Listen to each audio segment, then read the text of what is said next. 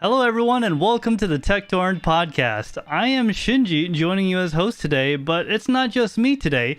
Today, we're also joined by our good old friend, Andrew. How have you been, Andrew? I'm good, man. How you been? It's good to be back on the stream. Yeah. Thanks for having me. It's been like, what, two to 3 years now? It's been quite a while. Yeah, I think it's been, well, my children are in high school now. Oh, so, wow, they are? No. Man, she was pregnant last time I spoke to you, so it's been 18 Yeah. years. It's been a long time. It's been 18 years, yeah. Yep. We got a fantastic show for you guys today. Of course, our special guest, and we're going to have a little sneak peek about something called creating space. That's at the end. I got to tell you, the stream is cutting out. Stream is cutting out. Now it's back. Okay. Yeah. How are we looking on your end? Yeah, I see it too. Hold on one second. Oh man, why? All right. Why does it happen every time we go live? It's fine that it's not. Okay, let's take a look here. Why don't you turn that 15 down to 10 and we'll just roll with it. Yeah, let's just do that. Sorry guys, technical difficulty. It is something that happens even though we do all this testing. Literally hours of testing. And then it just goes away. Up, yep, I see this. No, There it is. stream. Above. Yep. Right there. And we'll make that 10. Because all of a sudden, it was working fine for almost 2 hours. Yeah. Okay. All right. All right. I'm hoping that helps. Let's see. I hope it helps too. Error. YouTube is not receiving enough video to maintain smooth streaming, such as viewers will experience issues. It's almost as if you're on Wi-Fi. Ha! No, I am definitely not on Wi-Fi. How's that look? Is that better? Let's see. Yeah, let us know in chat. Just let us know it's coming through again. Wanted to make sure that it is, consistent stream before we get into it. It looks smooth on my end on the output side. So let me know if you guys... It's looking good on my end. Yeah, let me know if you guys see anything. Anyways, where was I? We're on roll call. So let's take a look at chat real quick and see who is here. Got Crypto Tito, how you doing? She makes awesome cocoa bombs. Taines, how you doing, Taines? Thanks for coming by. We got Creating Space, which is, of course, Andrew. We got, let's see, Soul7. Thank you for being a loyal follower, by the way. Soul7's here is one of our mods in our Discord. And, yep, that's it for right now. Maybe more people join a little later. Anyways, guys, if you are here, make sure to hit that like button, because we only got 3 likes and 5 people watching. All right. Okay. Yeah. Gotta give a shout out to Taines, man. He's calling me out, so just right back at you, Taines. Good to see you in the chat. Intern Andrew's back. Yeah. He graduated from being an intern, that's for sure. All right, so I am getting a confirmation from YouTube saying everything is A-okay. Maybe that 15 was just too high. All right, guys. So I'm going to be talking about FTX, which is the company that had a little bit of an issue recently. So for those of you that don't know, FTX was like a trading platform, right? It was like an exchange. And it was run by a CEO, a 30-year-old CEO, Sam Bankman-Fried. He was a very modern CEO, so to speak. He liked playing video games, and he also worked in finance. He actually had like this like massive theory of like he planned to give away 99% of his wealth. But of course, before the downfall, he gave a lot of money away while this company was running to animal rights, pandemic preparedness, and other types of charities.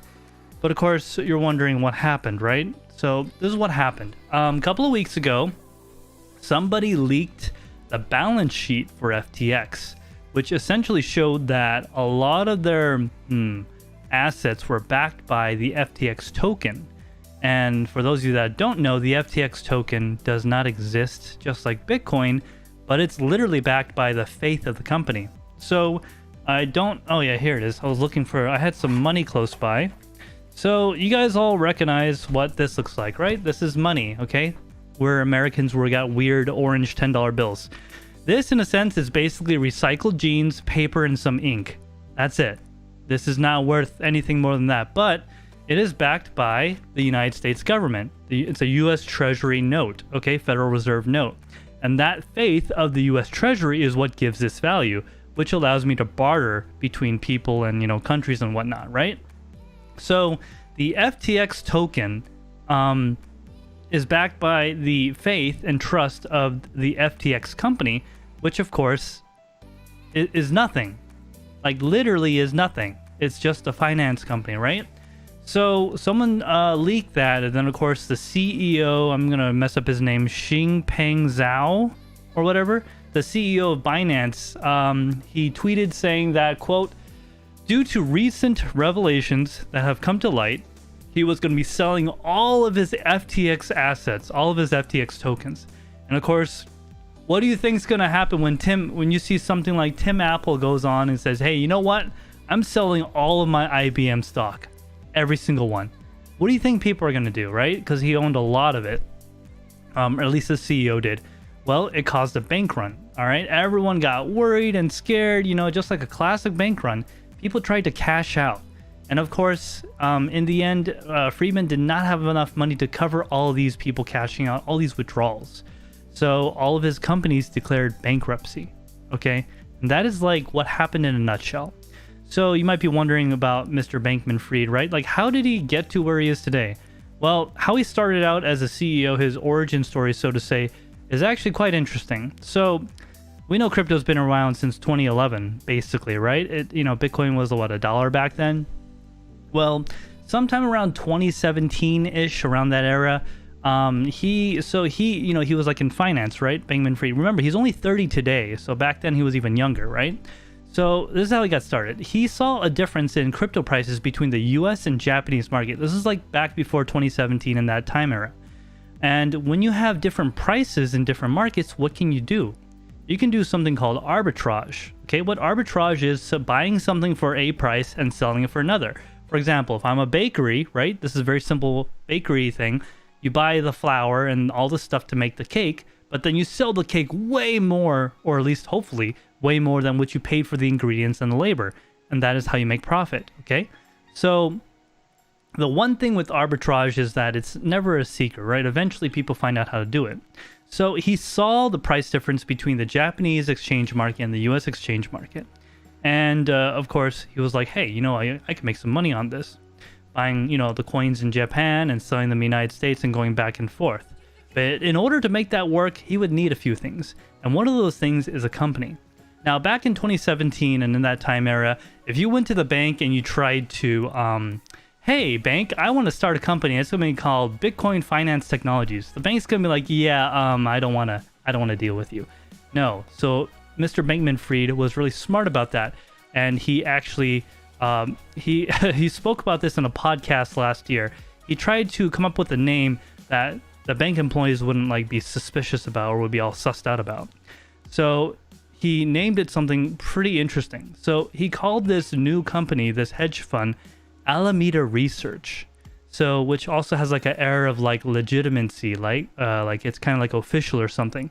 So with this company called Alameda Research, he basically hired a bunch of people in Japan to literally go to the banks and do wire transfers. The reason for this being, well, you need a way to take Japanese yen, convert it to US dollars, and get it out of Japan and into the United States. So he got a bunch of people to literally go to the bank in Japan and wire transfer to the United States and back and forth all the time for same amounts. And of course he did this, several times, and on average he was making about 10% per day on hundreds of millions of dollars of Bitcoin. And he was making that amount every day for several days. Of course, like I said, with arbitrage, eventually other people are going to notice and they're going to try doing it too. And then the market will get diluted and it won't be as profitable. So he had to go through a lot of hoops to get this whole function, this whole system going. But after he did, he was making a good profit. And this is his step one in his crypto CEO journey. Of course, that didn't last forever, of course. And, others copied it. It became less profitable. So he went in and ended that. It's actually still in existence today in other forms and stuff, but he's no longer doing that.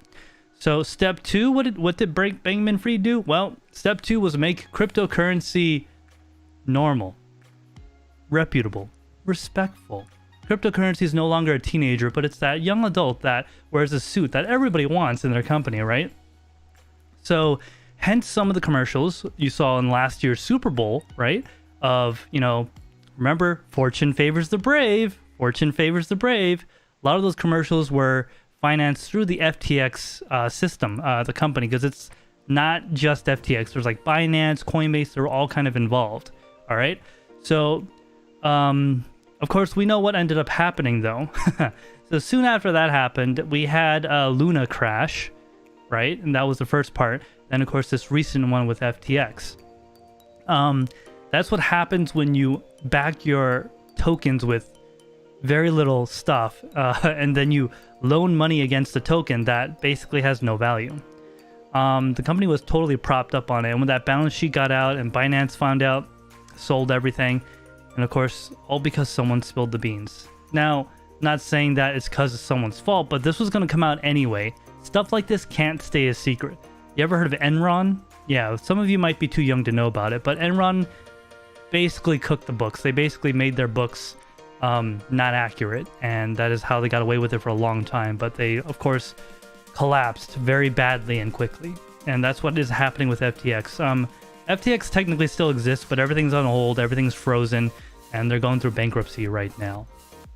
So yeah, I know that was a long monologue, and I'm pretty sure some of y'all fell asleep, but I just wanted to tell you about what happened with FTX and the story. There's a lot more to it, of course, but that's just like a summary I can do in the short 10 minutes I had.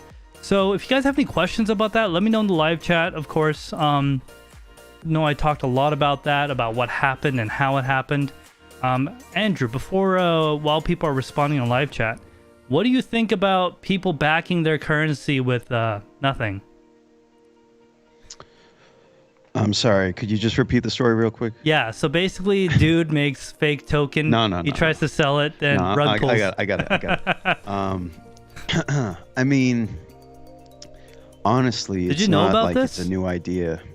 No, I didn't know. I haven't really been following that story, but I mean, honestly, it's what people do with currency. It's sort of the norm in this day and age. And it's just not a new idea, but it's definitely risky starting from scratch today with, it's almost, I'm not going to say it's a Ponzi scheme, but it's almost like... my favorite word. Yeah. it's just when the support is the growth itself, then it's hard not to just come crashing down at some point, unless it's based on, something in addition to nothing itself. Like, for example, a whole central government. Yeah, like a government or an actual product. Something like physical gold, would help. Yeah. Diamonds, paintings, artwork. Yeah, that's a tough one. I mean, so what's the status of it now? It's under bankruptcy. It's basically worth nothing. So you can't even trade it. It's frozen. Okay. You can't trade it on any platform. No, it's frozen. All your holdings and stuff is frozen because in bankruptcy, what they're going to do is basically and this is how all bankruptcy works. Not just telling you, Andrew, but our viewers too, but basically in bankruptcy court is like a mediator. They get a list of all your debtors and they put it in priority of who gets paid first. And usually at the very end are people like you and me. So everyone's assets are frozen, and whenever they get to those people that have, funds in FTX or whatever, they're gonna get what they're gonna get. It might be pennies on the dollar, it might be nothing. You can't squeeze blood out of a stone. So if the company's totally insolvent and they have no insurance to cover it, I mean, we all remember 2007, the housing market collapse. So yeah, it's as of right now, everything's frozen. Personal question. Yeah. Did you have a greater than zero amount of it? Anyway, so next subject. I am not going to comment on how much I did or did not have on a public stream because it's kind of up in the air right now. I will just say that I didn't have any significant amount to make a difference. Yeah, I was just curious if you were affected by it at all. Like, I can't have coffee for a month. Can't have coffee for a month. Oh man, that's actually rough. Yeah. So, I mean, I'm not like over, but okay. I can't have coffee for a month, but then again, I didn't have a lot of it. Does that make sense? Okay. Yeah. All right. So it's not like I'm talking like you're not getting 3 Starbucks a day. no, it's like 1 Starbucks a day. No.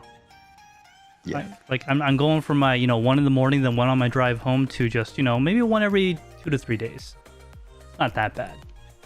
But yeah, so FTX tokens are all frozen, and it is what it is. It's going to take years probably before whatever results happen. What likely will happen is the people with the big lawyers will get paid off first, which is not us. Definitely. Not us. We're all right.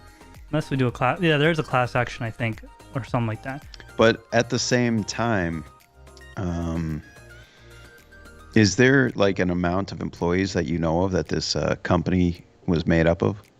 I actually did not look into that because I was really focused on the story of how it got started of Bankman-Fried, because he's like a weirdo CEO. He's like a Mark Zuckerberg, but less real.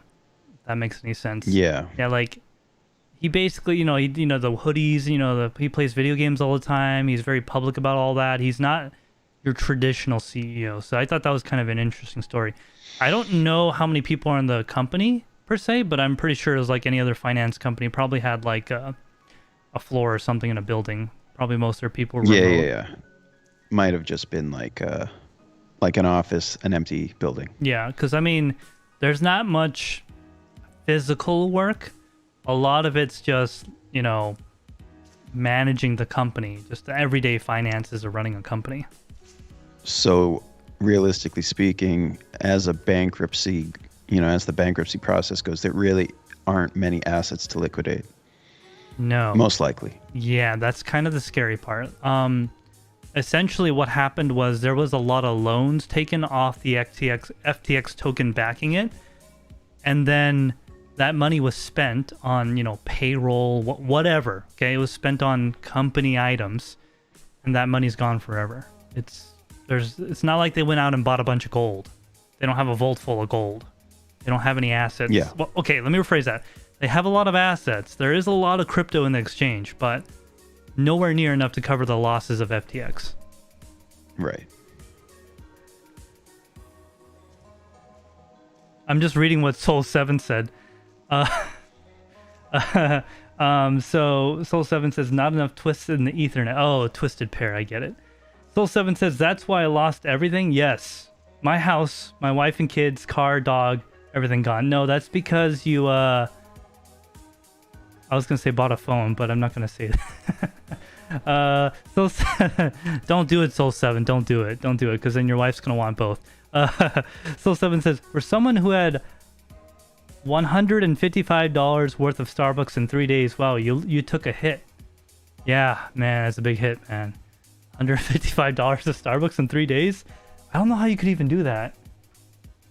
Maybe if you like ate all your meals there and had 1 cup of coffee, like the most expensive kind every hour. I feel like if you got 1 food item and 1 drink 3 times a day, you like could $30. probably do, call it 45. I mean, not to brag, but I go there a lot. It's beat under $10 for a food item and a drink. Unless you're you're getting like, it could be 15. It could be visit. Yes, if you got the most expensive like Frappuccino whatever bull crap with all these add-ins, and you got their whatever sandwich that costs $7. Yeah, if you got a sandwich and a large drink, it's got to be like at least $12. Yeah, it's about $12. Okay, so I usually get an Americano black, so it's only like $4, which is still a rip off for water and paper. If you're doing even at like $33 a day, 100 in 3 days, yeah, that adds up, man. It does.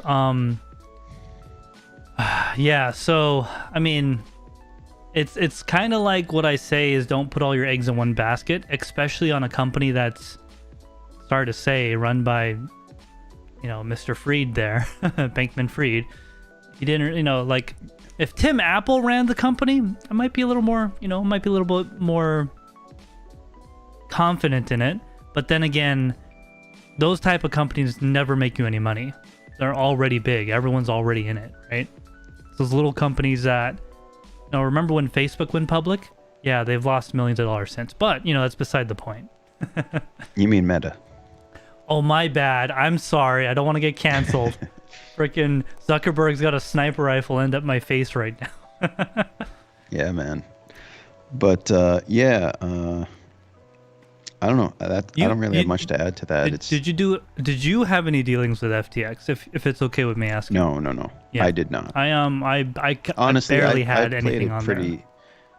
I either played it really safe and used like major exchanges for major coins, or I just did, the coins that I know are a complete gamble and are probably going to be worth nothing forever. So I didn't really get into anything.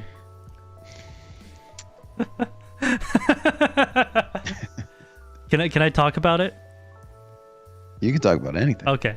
So for those of you that don't know, Andrew one day had a realization that his avian is worth nothing.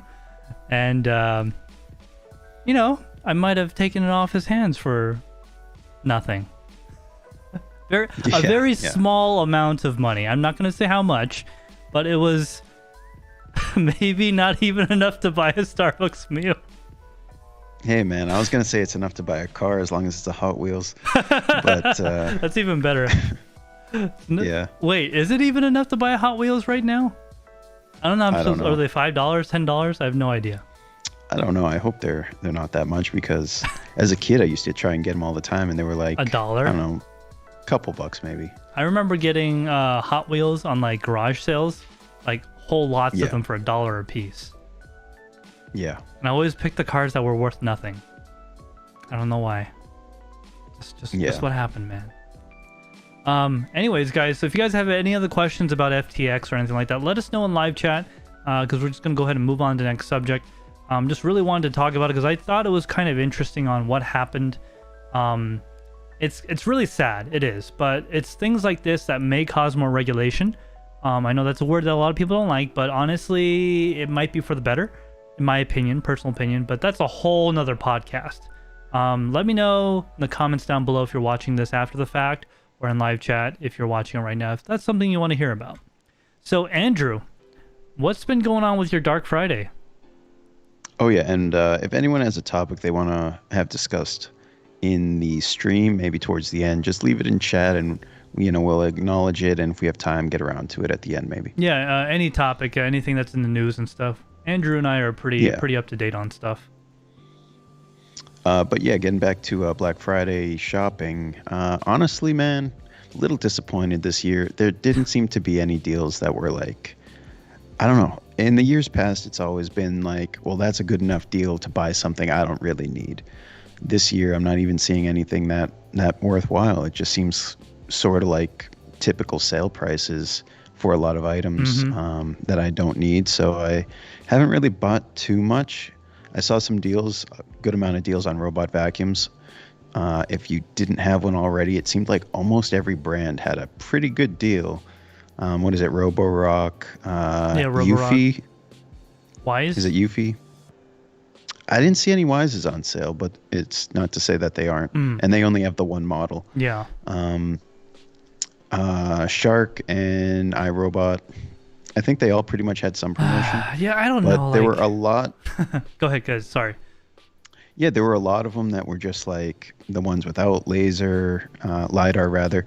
So I don't particularly recommend that you, like, I understand if it's something that you don't have, you don't necessarily want to spend $300 plus on this thing that like you might decide or worry you might decide is a novelty.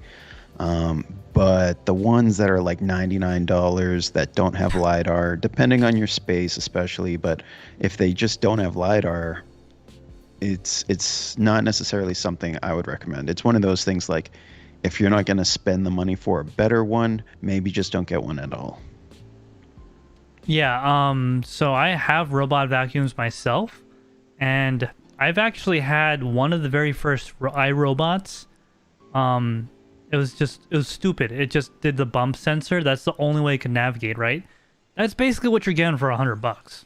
Yeah, it's got some app integrations and stuff, but if it doesn't have any type of vision system, like whether it be radar, LiDAR, or that weird one that iRobot used for many years, kind of sucks because it just does like random cleaning patterns and doesn't really work very well. And generally they're just not made very good. Yeah, and I know some of them without vision systems, even just with bump sensors, will make a map of your place, but then if you move stuff around, it's not going to adjust to that. Yeah, so if I recall correctly, radar and LiDAR are different because LiDAR uses lasers. Yes. Yeah, and radar uses radio imaging, depth, and range. I don't know. I'm not going to pretend I know. Yeah, okay. That's one uses lasers and one uses radar. Yeah. The advantages, if I recall correctly, so radar works better when you have inclement weather, but LiDAR doesn't work very well if you can't see very well. Right. Laser in general is like a, it's basically relies on line of sight. Yeah. I also know lasers are more accurate though. If you got a cop with a laser gun, you're done. There's just no way to avoid it. You're done.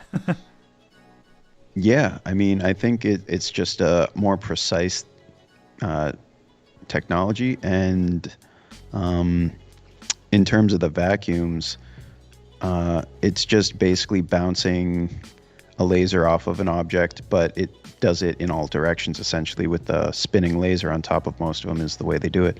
And then they get that light bounce back, and because it's laser, it's literally the speed of light, so very quick process to acknowledge if there's an object in front of it or not. Yeah, like the timing of how long it takes to come back is what determines how far away it is, right? Exactly. Yeah. And because it can do this in all directions, it can basically map most of the room on a few different passes in different directions. It doesn't really need to do the entire room in terms of vacuuming to have a map of the whole room, because it's basically taking a picture of it more or less a 3D every map, pass that it goes back and forth. Yeah, it's like if you stood in a room and you looked all around, you could see the room. That's basically what it does. Yeah, so it doesn't have to do like a lot of mapping runs like an iRobot does to get a whole. I don't know so if you had the three systems, right? Radar, LiDAR, and vision. Which one would you go for?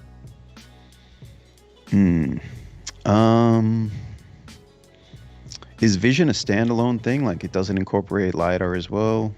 So most vision systems do on like cars, but when it comes to vacuum, so most of the newer iRobots only use vision. The older ones and use AI. Yeah, vision and AI. So the camera is looking, and it knows what a roll of cords look like or what poop looks like. Like the poop one. I think. Uh-huh. Personally, I think the vision system is probably the best.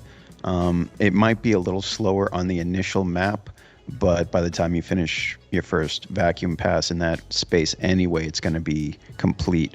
It's really the future uses of that it's going to come in handy when it's detecting obstacles that weren't there on the initial pass. Yeah. So in my experience, I actually haven't used the LiDAR vacuums, but I have the older iRobot that uses non-vision, I'm not exactly sure how it works. Honestly, it might be a form of radar. I don't know. It's like infrared. It has like a bunch of infrared stuff on it. So it uses that, and that works okay. It knows if it's about to hit something. But the vision system, the one with the camera on the front, it can detect cords of any color. Because like the old system would just run over the cords and get tangled in them and stuff. This one can actually detect cords and obstacles. Like it'll see. So like the other one, anything clear like this, it would just like hit it. It was physical, so it would stop. With the camera, it would see it and it would stop and go around it because it knew it's an object. So I mean, like for example, Tesla's going 100% vision. They're getting rid of sonar and radar and LiDAR. They never had LiDAR. They're getting rid of radar and sonar completely. They're going 100% vision, which is kind of interesting. Well, their system really relies on that just because they do way more than self-drive, really. They're doing, they're detecting road signs or detecting if that's a kid running into the street, if that's a cyclist, if that's a motorcycle or if it's, just something on the side of the road. How much money they It's make. a dog. Yeah, I mean, pretty soon it'll just be like, oh yeah, that person. Don't worry about them. You just whatever. But yeah, no. So because it's so heavy on AI, it really relies on imaging. Yeah. More than any other form of obstacle avoidance. And it's building a huge data set anyway. And with Tesla, since they've been focused on that technology really since the start as kind of their priority way of doing it, their data set's pretty big at this point. So they they're pretty much ready to make that shift. Yeah, I mean, they've been doing it for almost 10 years now. So I would say they kind of, they've learned their lessons with killing a few people. And I'm not trying to downplay it or justify it, but it was gonna happen, and that's the only way we're gonna learn, right? So very unfortunate, but those people's sacrifices, I guess, gave Tesla more profit. I don't know. That sounds kind of mean, but I mean, it's I don't know what to say about that, but I mean, let's face it, there's car accidents no matter what kind of car you drive. There isn't a perfect car. There isn't a perfectly safe car. And you can't predict everything on the road. Whether you're driving the perfect car or not, it's what goes on around you that can lead to situations. But with that being said, the cars at the time, when Tesla was sort of starting out with this technology, the other cars that were using radar and stuff like that definitely were not better. No, and the thing is, like, a lot of the cars, they got kind of scared, right? Like, they didn't want to get sued. So, like, the safety settings just made it so impractical. Like, the follow distances were like 5 seconds. Not car lengths, 5 seconds. So after a car passes a stationary object, it'll take you 5 seconds to catch up to it. Like, stuff like that. It's like, no car stops instantly, right? So, nowadays it's a lot better. They've learned a lot over the years. But, yeah, so, yeah, just back to Black Friday stuff, though. Yeah, I mean, if you were looking for a robot vacuum, I think there's a lot of deals out there right now. Personally, I got the Wise robot vacuum a few months ago, and I've been trying that out. So I'm not looking to purchase another one just yet. My experience with that's been a little hit or miss, but I don't think there's really much under $300 that would be a significant upgrade, so I'm just hanging on to it. But I don't know. Some of the Shark ones that have LiDAR do seem like a pretty good option, and I think they're coming in under $200. Also, at some point you just have to. I was going to say, a lot of companies are getting more competitive. Like, a lot of people are making them now. It's not just iRobot. So I feel like, with competition, things are usually better for the customer. Prices will come down, technology will improve, all that good stuff. Yeah. Honestly, though, and just generally speaking about Black Friday, didn't see too many great deals. I did see some of the things I've been considering on my wish lists. Been things like sit-stand desks with electric motors. Oh yeah, those are nice. Some of those are on sale right now from a few different companies. But are they a lot of they on sale, or is just a slightly reduced price? Like, is it Black Friday sale? You know what I mean? It doesn't seem like Black Friday. No. It's not like 50% off. It's probably maybe 25, and that's just not enough for me to be like, okay, I don't need it, but I've wanted it. I'm going to buy it. I'm not at that point yet. So, and a lot of them are Amazon kind of no-name brands, which for a desk or any furniture might be okay. But honestly, I'm happy with my IKEA desks until something really I'm sure about or is just like too good of a deal to pass up comes along. Other than that, though, yeah, I mean, I've been looking. I'm not seeing much. I'm hoping Cyber Monday has some deals in the technology front. I did pick up this here. I don't know if you can see that. Is that? Oh wait, no, that's the wrong one. Hang on, I got this here. Oh, okay, okay, obviously. All right, yeah. You got two of those, or you got a 7 and a 9? Well, here's the thing. They don't come with heat sinks, right? No. So I got the 7, which doesn't come with one. and I've got the 9. It doesn't come with one. Yeah. But why is the 9 box like 3 times as thick? They literally have the same contents. It's just a CPU. Maybe they're just trying to save on packaging because they already had it from the lower tier. They're like, oh, this thing's expensive anyway. We have too much packaging for the lower tier.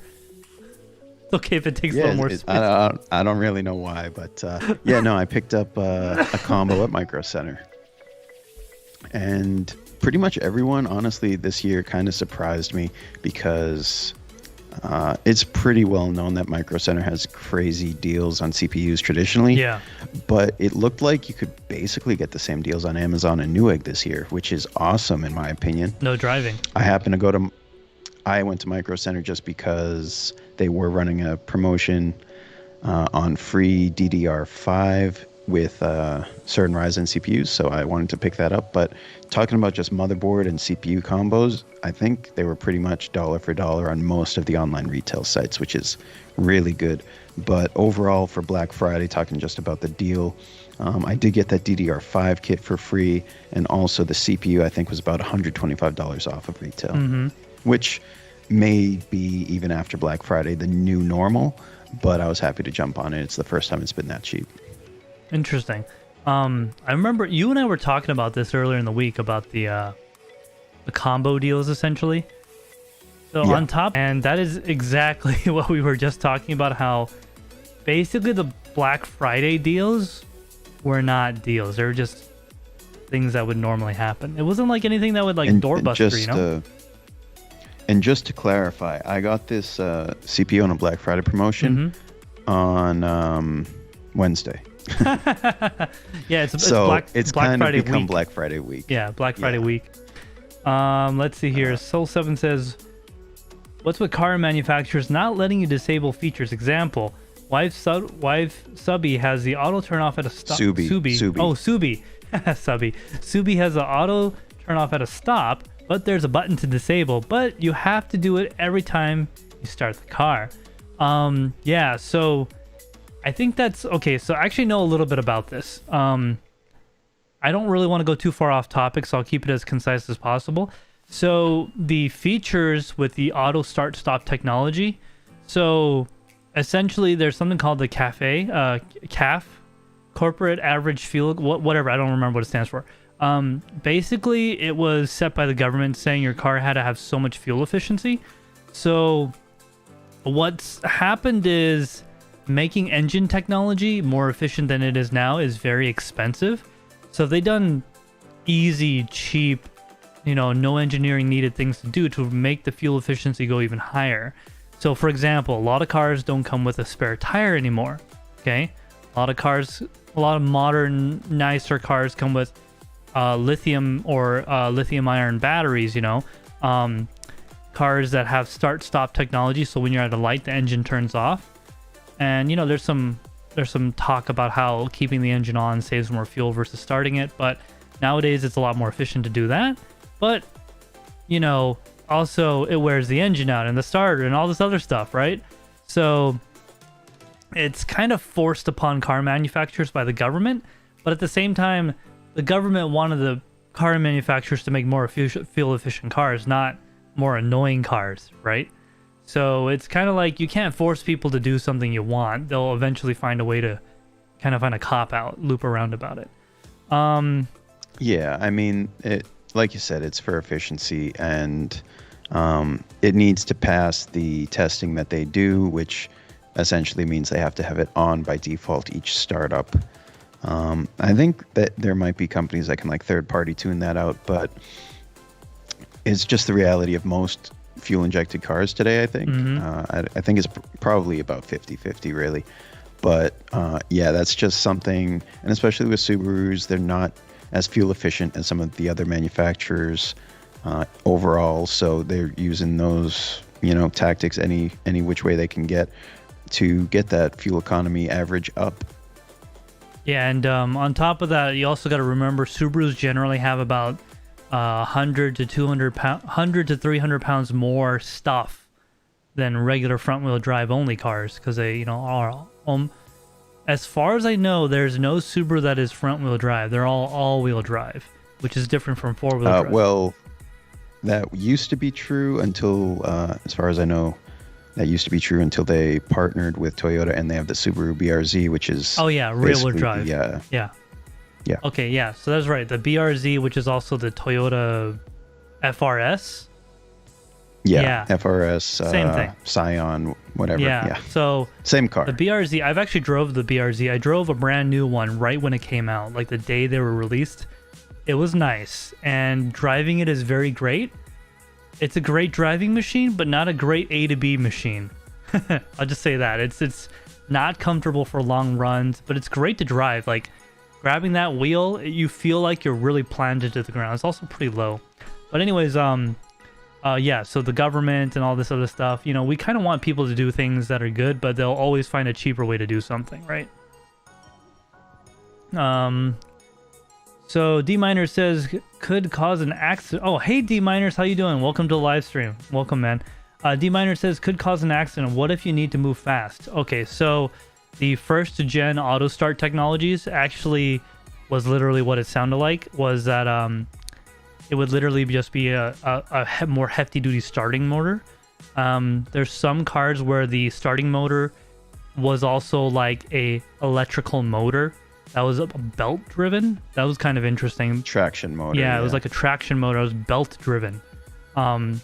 Nowadays, a lot of cars have like an integrated like hybrid, almost like a light hybrid, where the starting mild motor, hybrid, is like it's like integrated like a hybrid, like almost like a planetary gear system, and they're much more powerful. So usually there's not a lot of delay in the starting sequence. It's usually 1 whole second maybe, but I do agree. Sometimes it can feel kind of weird because a lot of higher end cars like Mercedes, they did that way earlier than Subarus and stuff like that, and I drove them and it's kind of annoying.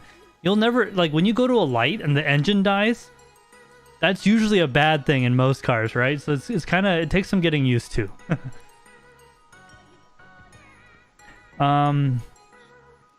All right, so Soul7 says all-wheel drive, baby. Yeah, I love that all-wheel drive. Hey Andrew, you ever take a car up on a lift that's all-wheel drive and put it in drive and see what happens? No. I'll just say one word. Christmas. 2 words. Christmas tree. Yeah. Yeah, it's not happy. Yeah, it's very unhappy, and if you try to give it too much power, it'll go into limp home mode. And you got to do like a hard reset. Don't ask me how I know this. I never did that to a customer's car, ever. Sure. Yeah. Yeah. So, Andrew, do you have anything else on Black Friday? No, I mean, I think if you guys are looking for anything, or have been looking for something, go ahead, see if it's on sale. Maybe it has dropped in price, but I don't think the things that are being advertised as being, you know, this special buy right now, they're just pretty much not right now, not this year. So we might see a little bit more tech go on sale on Monday, Cyber Monday. But yeah, this Black Friday's kind of been a bust. I feel like Black Fridays have been getting worse as time goes on. Pretty soon it's going to be like Black Friday month. November 1st. Yeah, honestly, it kind of has been, I think. Honestly, there's been some specials this week especially, but things have definitely been going on sale all month. Yeah, I remember, what company was it? It was EcoFlow, maybe? No, Signature Solar. They started Black Friday like the second week of November. And it's like, just call it something else. Like, it's not on Friday. Yeah. And it's not, you know, then. It's like 2 weeks before Thanksgiving. Yeah, and not that there's any to go around, but obviously no graphics cards going on sale for the Black Friday. Speaking of graphics cards... Actually, I think I might have seen some like 6600s, but yeah, talking about the new stuff, they're just not out there, so definitely not on sale, which I think a lot of people are a little disappointed about. I don't think gamers are getting a great Black Friday. It's going to be pretty much a typical buying season for the holidays. I would say if you're a gamer right now, go last gen. I mean, it's so cheap. 3080s for $400. I mean, you can't go wrong. A 3060 Ti, all right, quote me, whatever. A 3060 Ti is more than most people need. Whoa. I'm just going to say it. More than most people need. Most people don't need a a better graphics card than 3060 Ti. They want a good graphics card. I'm just gonna say it really comes down. It really comes down to what you're playing. I think 3060 Ti is good for like literally everything unless you're playing at 4K. Which 4K gaming is not a thing yet. No one really needs to. Yeah. I mean, so if you go look at the Steam hardware survey, Nvidia and all these high-end cards are pretty high up there, but like nobody plays at 4K. It's like less than 5%, 10% maybe. Like everyone's on 1080. Yeah, they're playing like Counter-Strike Source at 4K. Yeah, I know. Counter-Strike Source at 4K, 600 FPS. Yeah. On a 4090, right?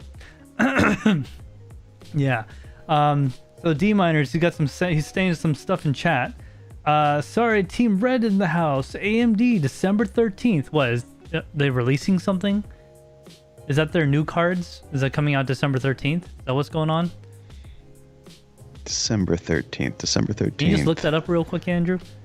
Yeah, let me see. I've heard a little bit about... D-Miner says, is this the TekShinji channel? Yes, it is the TekShinji channel. Yeah, they're talking about the RX 7900 Oh, XTX, those NXT. things. Yeah, sure, whatever. Here's the thing. NVIDIA released cars that hardly exist, so maybe AMD has a chance to gain some market share if they actually have cards for sale. You know, I don't understand why the 4090s went out of stock so fast. They're $1,600. It's almost as if the supply was controlled or something. You know, this time I think it's the case. Before they had like COVID-related factors, but this time I think it's actually that. Like, honestly. Well, no, that is what NVIDIA basically said. And it was to the stockholders, we're going to control supply to keep the prices up, so don't worry about it. Oh, yeah, that's right. Mr. What's his name? Ginseng or whatever. He's like, oh, cheap cards? That's never going to happen again. That's a thing of the past. Remember that quote he said?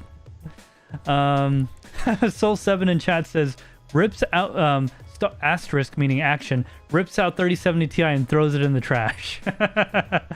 Yeah, it's a good move, man. It's a good move. Seb Heslow did that once. He took his cards and he threw them in the trash. He sent me the picture. He's like, is this where it should be? Because he had like a fat MSI 3090 in the trash can, like literally the trash can. It was great. Oh, man. D Miner says, yeah, new AMD cards. Yes, it'll be mine. 3090 too much electric. Oh yeah, I mean when it comes to stuff like that, yeah. Well, the 7900 XTX is going to be their top of the line at $1,000. So yeah, XTX Z Plus Ultra Super. Hey, the cards they used to call cards XTX AMD. They did. Okay. Yeah. Okay, I'll let this one go. Unless I'm making that up, but I'm pretty sure like on the 3000 gen, pretty sure they had XTX. Even before then, 1900 XTX, pretty sure that was like their second generation of PCI Express cards. But anyway, 7900 XTX is coming in at $1,000 MSRP. Oh wow! Significantly cheaper than $1,000. But it's also going to have 24 gigs of VRAM. So why would I buy a 4090? For DLSS Gen 3, for ray tracing. I don't know. We'll see how this new AMD card does. I might actually be interested. Yeah, honestly, I think it's going to get some people to switch from NVIDIA to AMD unless December 13th marks the date where we got a bunch of NVIDIA cards supply. are also in stock. Hi everyone. Yeah, we got a whole bunch of 4090s in stock now. Yeah, we got a whole bunch now. Okay. Oh, there's also a sale on them. Now they're $12.99. Okay. All right.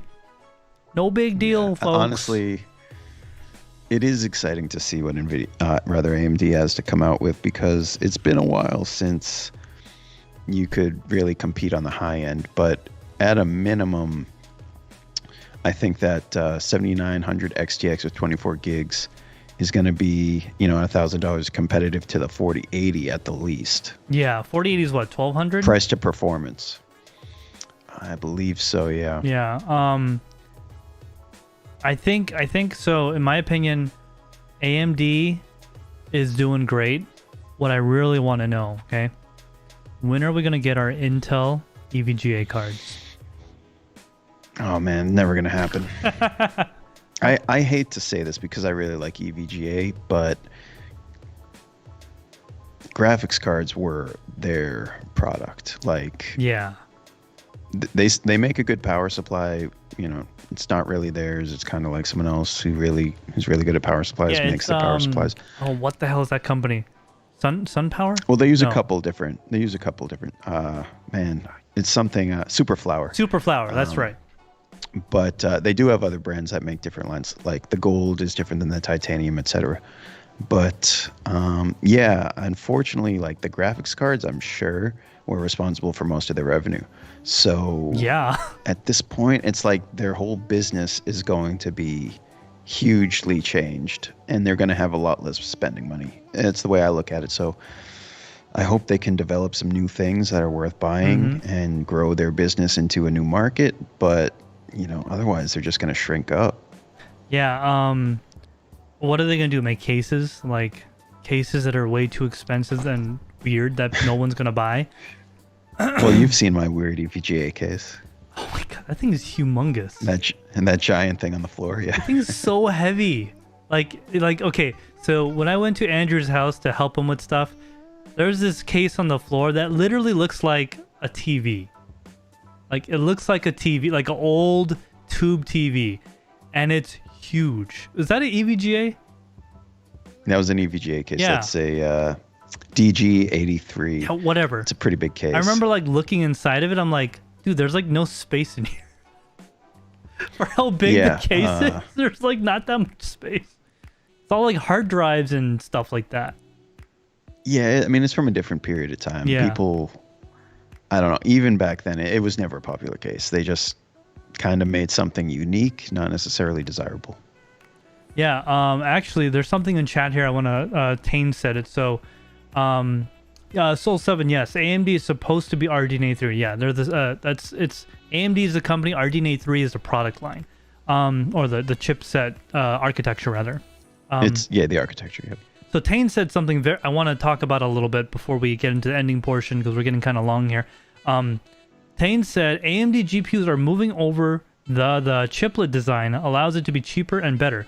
So for those of you that don't know, I do have a video out on the Silicon Lottery that is on my channel. Go watch it if you want. To the 4 people that'll see this video afterwards. Anyways, so when they make the lithography, when they do the lithography to make the chip, the die, the big plate, the big disc thing, when you do chiplets, smaller chips instead of monolithic chips, you have higher yields, and that reduces costs significantly. And that is what AMD's strategy is. They're making chiplets, and they're doing that now to GPU. Well, they're starting to implement it in GPUs now, and it's saving them a lot of like time to market, research time. All this stuff is like so much better. And this is gonna kind of like how Apple is going ARM, completely 100% ARM chips, with the M1 chip and all that, going away from Intel. AMD, this is like just as big for AMD, and I'm pretty sure a lot of people are gonna start copying them. In my opinion, they started going chiplet back when the Intel NUC Hades Canyon came out, because it was an AMD GPU and an Intel CPU on the same substrate. It was crazy. You know what I'm talking about, Andrew? I do not. Yeah. I never really followed the NUCs. Yeah, so it's the Intel NUC Skull Canyon, Hades Canyon, whatever it's called, some canyon. Those were, you know how they look, right? Like a little Apple PC. These look like rectangular. They're like a Gideon's Bible, about that much volume, and that was a computer. Anyways, it was like a SoC, just like Apple's, all on one board about this big, and had the CPU and the GPU on one substrate. It was pretty cool. It was all on the same thing. Yeah. It's pretty neat. Well, the chiplets, as far as I understand, for the new Radeon cards is pretty similar to how Ryzen have been doing it on the desktop CPUs. So you're going to have multiple chips on a single substrate. And I think they can be like identical chips, sort of like how if you have, like in my case, a 7950X CPU, it's going to have 2 chiplets with 8 cores each, and some type of what they call Infinity Fabric in between, some communication layer. And I think that's sort of what they're going to do on the graphics cards. And in a way, it's making performance modular. Yeah. And I think the biggest thing is cost of development. And so one of the things with making a monolithic die is you got to like reprogram, do all this engineering for the node. When you do chiplets, you just change what you need to do. Kind of like Taines is saying in chat. Different sections can be shrunk to different sizes. Also allows to change only things that have actual performance increase. Yes, you have a lot more flexibility.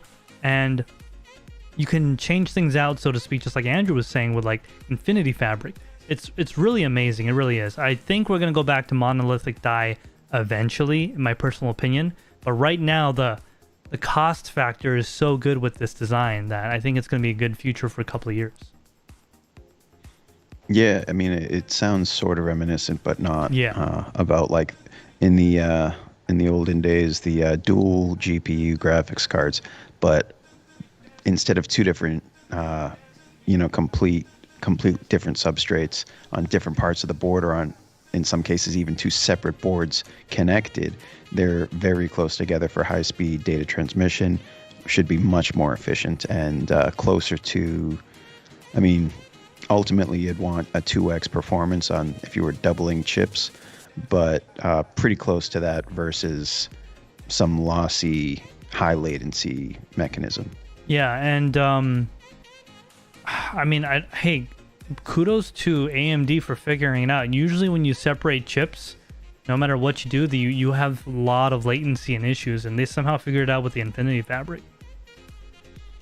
Yeah, and I mean, graphics cards have really evolved in the last maybe 10 years or so to these high core count cores. Yeah. So as long as they can communicate between the dies, then this method has been proven on the desktop CPU architecture. It was just a matter of time for them to carry it over to the graphics side.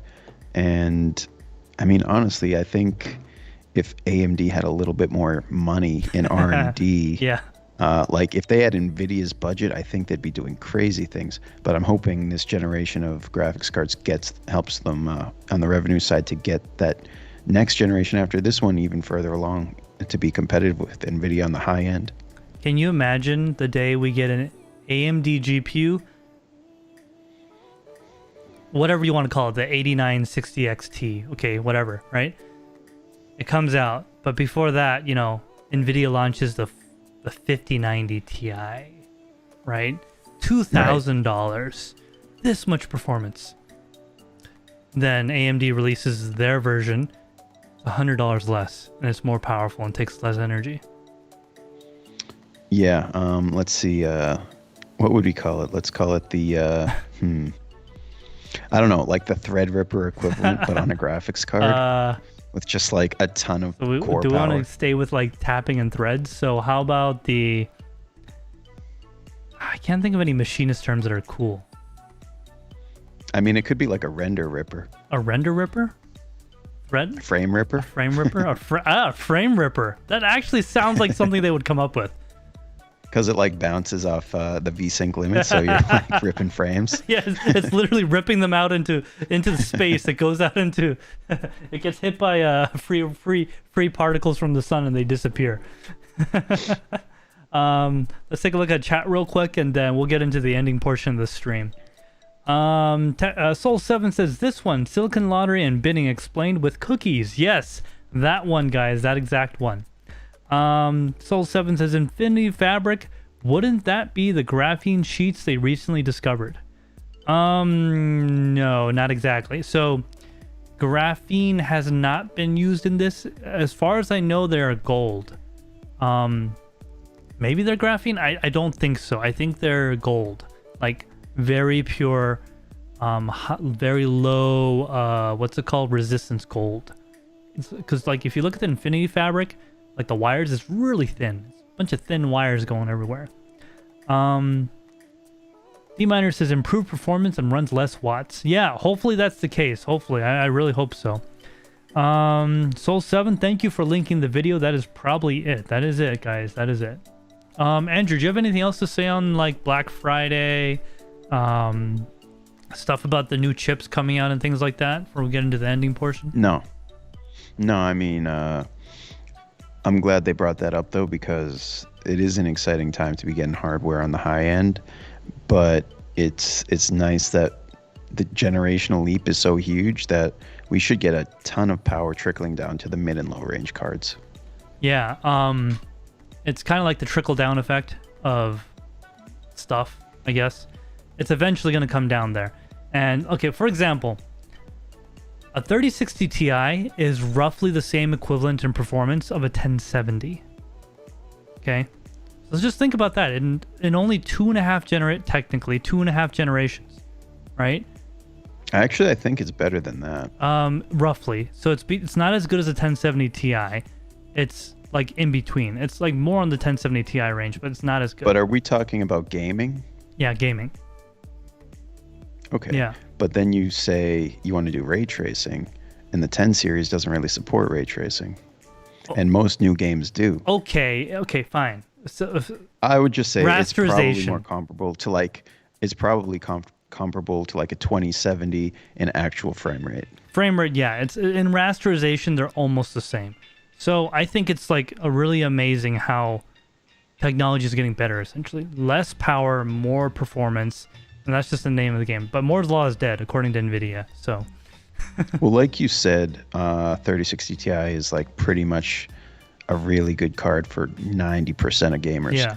And the nice thing is they're pretty affordable right now. Yeah, I mean, you get them for what? $300?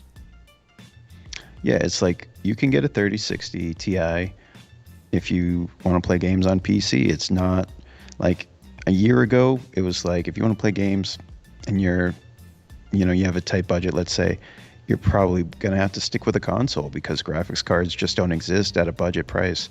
But now you can get a ton of power and, go down that path if you do want to become a PC gamer. If you were kind of not, if you were just a console gamer up to now, you're trying to explore and expand. It's a ton of power at that price point. Yeah, definitely. I was going to say, do you remember when I was buying 3060 Ti's for $48? $348 from the store? Remember that? All those right. that code that worked with the credit card combined? Yeah, I got like 5 of them that way.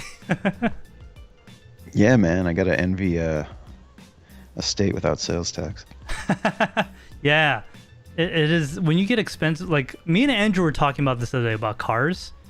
No sales tax in New Hampshire. Yeah. So Yeah, on cars, thousands it's of dollars. insane, the savings. Thousands of dollars. It could be between you buying a Tesla and you buying a POS gasoline car. Point of sale, obviously. Yeah. Yeah. Yeah, I mean, I forget what states have the highest tax. I think California's way up there.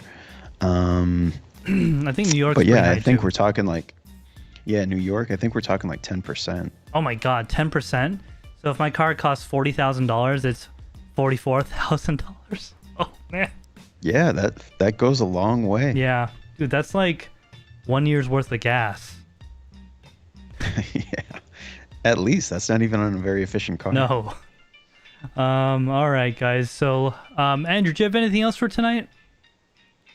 No, D Miners is saying welcome back, Andrew. I appreciate that. Yeah, Good to see you, man. Andrew is back. He's not going to be back every week. He'll be back as a drop-in guest, so to speak, every now and then. It's not on a schedule yet. But Andrew, did you want to talk about something kind of special that you've been working on? Yeah, man. I mean, I'm trying to get on that YouTube as well. Mm-hmm. Honestly, it's been a tough journey just getting started. So my first video is not live yet. I'm hoping it goes live tomorrow morning. Okay, does that mean that means? Well, he's not even here, so I won't even say it. I think I have almost 4 hours until I can get this video. You do out. have 4 hours. But yeah, basically just trying to make YouTube videos, trying to make useful content to people, mainly tech focused, but I'm not really looking at it in terms of like, let me make videos about tech. It's let me make videos about the things that I'm interested in. And because if I'm interested in these topics, these products, whatever it is, I'm hoping someone else is, and I can speak about them in a way that gives someone information that they didn't find elsewhere. And that's kind of how I look at it, because sometimes you have a product, you have something, a curiosity, and you're like, let me look that up. And the information just isn't out there, even though there's a solution of some sort, there's a way to do it. That information just isn't out there. It's really hard to find. So my goal is to just make content that covers those kind of topics, whether that's, looking a little deeper at a motherboard or a heatsink or, a computer build, just because it's fun for me to do, and maybe someone wants to watch and get a little bit of my perspective on it. Mm-hmm. So that's that. I'm working on that. The hardest part for me is just getting the video out at this point, because it's all shot. I've got like 4 videos shot, and it's just about cutting them together and saying, okay, that's good enough to put out there. Oh, dude, that is one of my biggest struggles, is like, you can't get it perfect. So you just got to get it to like 80-90%, and then say that's good. Because that last 20%, last 10% takes 90% of the time. Yeah, and I just put the link to my channel in the chat for anyone who wants to subscribe to get notified when that video does go live. First one is going to be, just going to be a heatsink that I was taking a look at for one of these builds I was doing. But it's something that, again, a heatsink, not necessarily the most interesting thing in the world, but when I was shopping for heatsinks, I noticed there's a good gap between like cheap ones and expensive ones, but somewhere on the lower end of the middle, you can get a lot of performance for a good price without necessarily having to spend a ton of money. That whatever money you save on things like that can maybe get you into the next up CPU or graphics cards, stuff like that, get you a bigger SSD.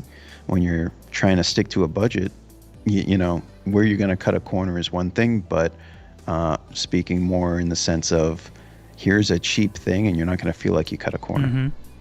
I mean, are you telling me I don't always have to buy an NHD 15 for $110? Well, that's the thing. And that's the thing too, is because when I got into enthusiast PCs, heatsinks weren't over $100.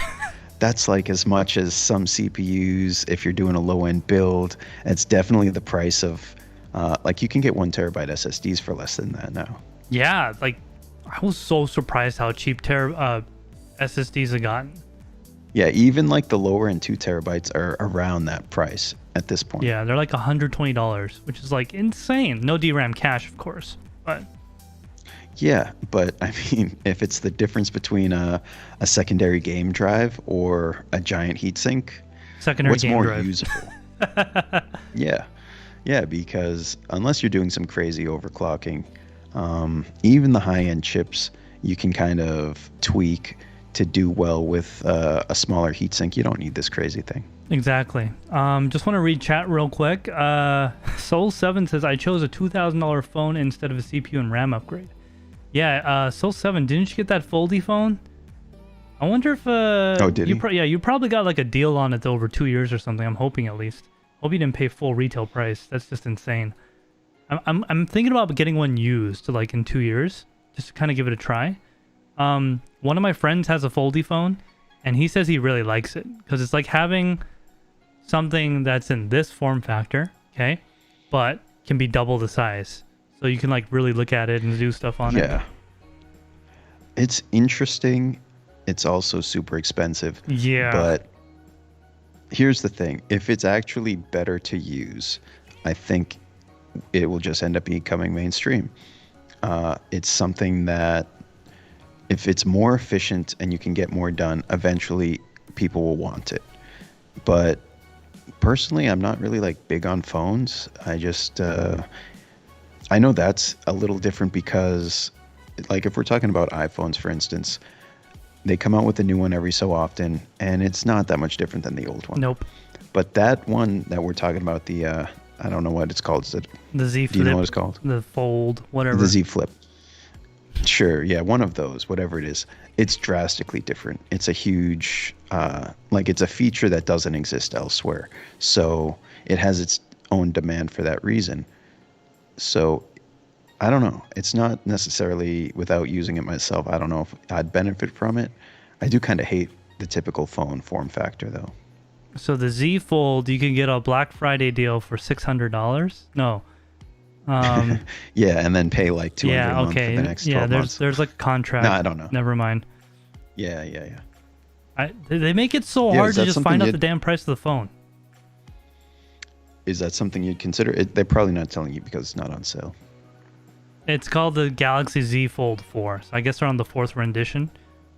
Well, they also made the... Remember the first one that came out? They had like a protective film on the display, and people thought it was a screen protector, so they peeled them off, and it would like ruin it.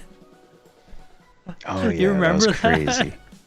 Yeah. Because like you get it, and like the plastic, the special film or whatever it was like not even to the edges. It was like a substantial amount in from the edges of the screen. So people thought it was a plastic film protector. They're like, why is this so hard to remove?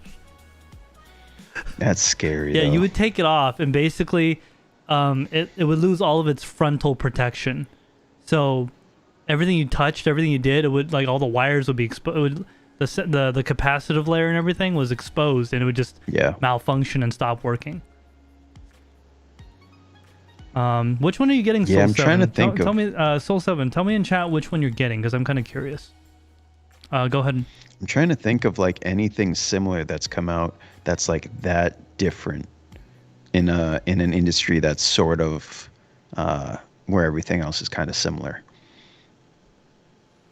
Yeah, I mean, so I've tried the Fold phone. I've had one in my hand. It's pretty cool, but not double the price of its flagship phone. Cool, man. They're expensive. Yeah. You honestly. Go ahead. I was gonna say something that I would probably think. I mean, this is just something that doesn't exist, but something that might be cool in the future, like a Steam Deck with removable, let's call them Joy-Cons for this purpose, but like a Steam Deck phone. Yeah. Steam Deck with Joy-Cons and it's a phone. Oh, I hear a knock on the door. I think that's the NVIDIA Goon Squad. I mean, a Nintendo Goon Squad. Yeah, but like something like that, I could see that being a phone if it were a phone, something that I'd consider. But in terms of just like phone productivity and even making that more efficient, I don't really care that much because I don't spend enough time on my phone to feel like I'm slowed down by that, because if I really need to do anything, I'll just hop on a computer. Yeah, so like I was a big I'll just get into this real quick and then we'll go to the ending portion, but there was a time where I said, you know what? I want to have a laptop and a phone. And then I got a big phone, like the XL series or whatever. And I was like, oh, this phablet, because it's basically a phone tablet at that time. It was like a giant phone. Had 6.7-inch display on it. And some tablets had 7-inch displays at the time. I was like, wow, this phablet is all I need. And then I actually downsized to a smaller, tiny, weeny iPhone. Tiny. So... What is that one? This is the 14 Pro, but it's not the big one. Okay. It's not the 14 Pro XL. It's like a 6-inch screen. Yeah, it's only a 6-inch screen. But going from an S22 Ultra to this is kind of tough. I mean, I like the form factor, I guess. Oh, it's so like much I don't more really like the pocketable. form factor, but I like the ability to type with two hands or one, without.